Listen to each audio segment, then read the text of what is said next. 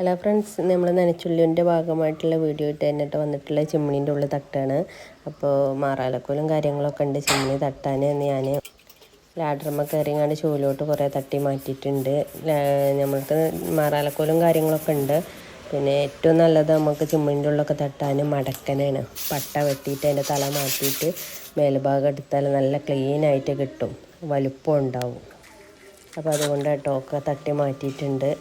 പിന്നെ കുറേ പൊടിയും മണ്ണൊക്കെ ഉണ്ടായിരുന്നു ടൈലിൽ കൂടി. അത് സോപ്പും വെള്ളം ഒരു ബക്കറ്റിലും നല്ല വെള്ളമൊക്കെ ആയിട്ട് അങ്ങനെ പഴയ ബക്കറ്റായിട്ട് എടുത്തിട്ടുള്ളത്. അങ്ങനെയൊക്കെ ക്ലീൻ ചെയ്യാണ്. ഇങ്ങനെ കാട്ടണ കാണുമ്പോൾ കരുതും എളുപ്പമാണ്. കുറേ നേരം സമയം എടുത്തിട്ടാണ് ഇതൊക്കെ ഇങ്ങനെ ചെയ്തിട്ടുള്ളത് കേട്ടോ. വീഡിയോ എളുപ്പം സ്പീഡ് കൂട്ടി വെച്ചിട്ടാണത്.